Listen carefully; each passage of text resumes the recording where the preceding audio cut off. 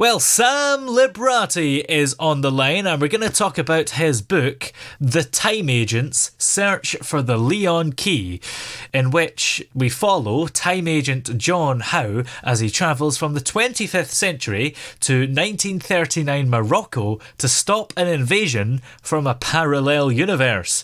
Good afternoon, Sam. How are you? Hey, good afternoon. How are you? Well, I'm very well, thanks. How are you? Great, I'm very good. Great. So without giving too much away about the book, just take it from there if you can. Well, it starts out with a time agent, obviously, who had to go back from the 25th century to 1939 Morocco because scientists in his time had seen evidence in their quantum mechanics, research that there was some sort of entity trying to break into our universe from somewhere else. So he was sent there to figure out if it was a friendly or invasion coming over. So he goes through all kinds of adventures. Yeah. And how come he comes from the 25th century? How come it's taken, 500 years since 1939 for them to go back in time? But they didn't have the technology until then to really do quantum tunneling, which is their way of researching what's going on around them in the membrane of universes that are connected. Yeah. So they saw the activity and sent him there to figure it out, because on their timeline, they saw that it was happening in 1939 in Morocco. They were able to pinpoint that. So they sent him back there. And he meets a woman that's very mysterious, and together they have to fight Nazis to get this device called the Leon Key, which opens a rift between theirs and the other universe, so that they could cross over. And she tells him that she'll go with him, and they go together, and they meet this crazy tyrant that runs the planet on the other side. And together they fight him, and whether they defeat him or not, we'll have to see if you read the book.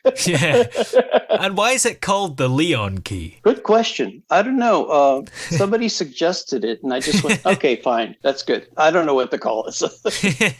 But it sounds good, I suppose, and it rhymes with Leon Sea, a seaside town.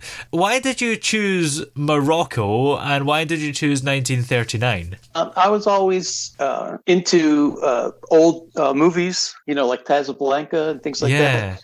So it kind of starts out in that sort of film noir kind of situation in the beginning. I was born in Casablanca, Morocco, which is where the story takes place. And came to the United States when I was really young, like 5 years old. Wow. So that's why I used it, because I know the culture. Yeah. So do you remember a lot about Casablanca, even though you moved when you were only 5? Not much. I remember living on the patio of a townhouse we had that overlooked the bay, and it was just beautiful. I remember that. Yeah. And then I went back to visit about 20 years ago and found that it was still beautiful and everything was cool. And I found the house I lived in. Wow. Yeah, so I like the culture a lot. Yeah. So what would you say it was that inspired you to start this book? I've been a science fiction fan since I was very young, because it was a way for me to escape from the realities around me. Yeah. And to go as far out into space as I possibly could. So that was triggered by my reading of lots and lots of science fiction. That's about all I read from like when I was 9 years old till now. Wow. And science stuff too as well. I read science books too. I just, I was inspired by my influences, writers like Arthur C. Clarke and Isaac Asimov, all the old the greats who started it all. So would you say it was fairly inevitable that the genre you would pick would certainly be science fiction? I think it was pretty inevitable, because that's what I know the best. Yeah. Well, and I had some story ideas, and there's a sequel book coming out later next year. Plus, I have another book that's not in the series that's also coming out next year. And how long did this book take you to write? A little less than a year. And was this the first book that you've written? Yes, it's my first book. So what was it that you think finally made you, after reading these science fiction books for so long when you were growing up, what was it that finally made you want to write one for yourself? I was in the entertainment business in post-production. Yeah. And I left that business and because of the COVID debacle. And I just said, oh, I've got all this time. Yeah. Let me get that. I pulled out all my own notes. I had tons of notes, and I together and made a book out of it. What is it you did in the entertainment business? Oh, I was several things. I was a producer and editor in film and TV. Yeah. And I'm on IMDb. I don't know if you know what that is, but yeah, certainly. So do you think that your experience working in film and TV helped you write a book? Although it's a different medium, it's still, storytelling. Yeah, absolutely. Because I've written some scripts as well. Nothing that's been made into a TV show or anything, but yeah, I'm very visually oriented, so the story has a very visual feel to it, and that was inspired by my years of working in film and television, and just learning about how things are done and how stories are made, and the different steps that go into building a story. Yeah. And did you ever work on any science fiction shows and movies? Yes. That must have been a dream come true. Yeah, it was. There was a Star Trek Deep Space Nine. I worked on that show. Wow. And what else? I did a bunch of medium budget science fiction movies. Sorry. That's impressive stuff. It must have been a dream come true to work on all these science fiction shows and exciting shows. Was it as glamorous as it sounds? It was a lot of hard work and a lot of stress because everybody's under time constraints and deliveries and everything. So it was stressful, but I really enjoyed it. And especially working on Deep Space Nine, I was able, back when I was 15, I met Gene Roddenberry, the creator of Star Trek, at a lecture at a university. And we talked all afternoon about science fiction. And that really was where the seed was planted. What would you say has been the highlight for you in all that time? What was your favorite project to work on? My favorite one was working on The Abyss with James Cameron's movie. I don't know if you remember that movie. It's a long time ago. Oh, yeah. I think I recognize the poster now. I've looked it up. And do you think that science fiction is kind of maybe stronger than ever because it's still going very strong? You still had the Star Wars movies recently and then other series that have came about and all sorts of other franchises and just so many things. Most things seem to have some kind of science fiction in them these days. Yeah, it's really exploded in the last decade or so. And I think it has to do with our technological advances and how many of them were predicted by earlier science fiction. A science fiction book is where the term cyberspace comes from. So the author coined that phrase. That is weird, isn't it? We're getting into the territory where an author that was being hypothetical came up with a phrase.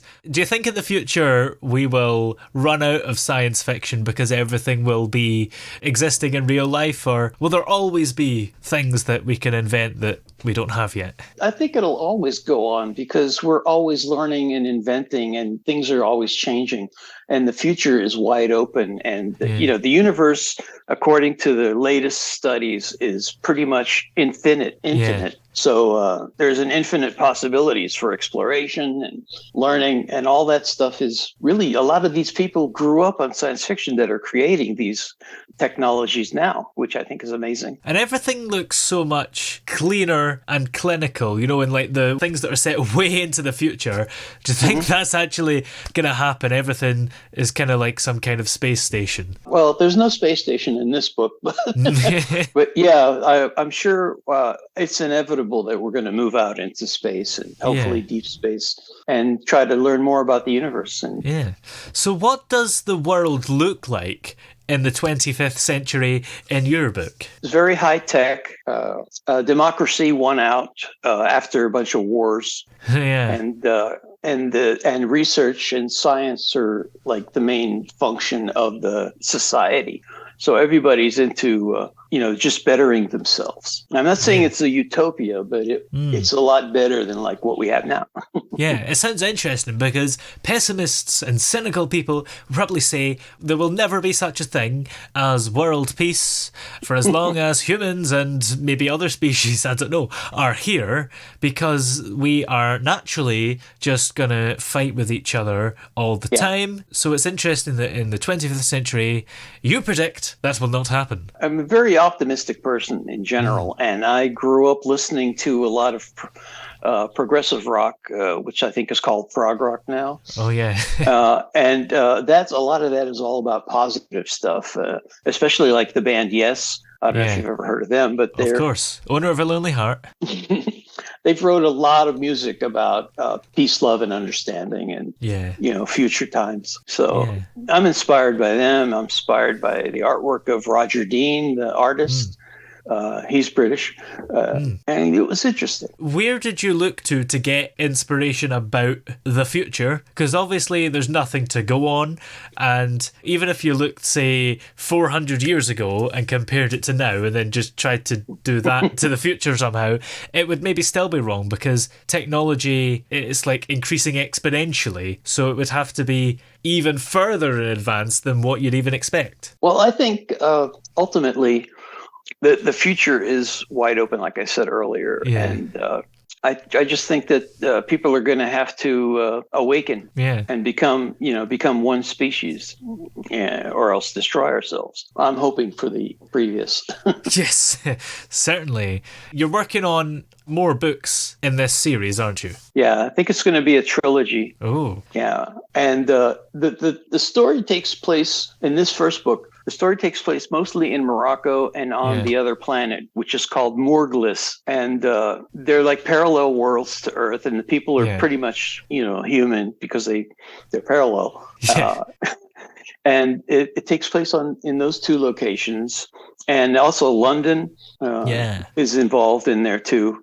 That's where he goes to look for this Leon key, which is a device I said earlier that will allow you to travel to another dimension, universe. Good to see that London still exists in 400 years' time. Are there any places that don't exist anymore? Because that's something that seems to be suggested by people that claim to be time travelers that are probably making it all up. They say like Tokyo doesn't exist anymore. Well, it's really hard to predict that kind of stuff. So I'm just assuming there were a bunch of wars and everything got rebuilt. In fact, in the book, he mentions he visits St. Catherine's Cathedral in London and in 1939, and it's the real thing. And he goes, wow, I visited this location when in the future when I lived there, and it was all rebuilt duplicates, not original. So it was fun for him to see the original architecture. Have you got more books planned after what you think is going to be a trilogy?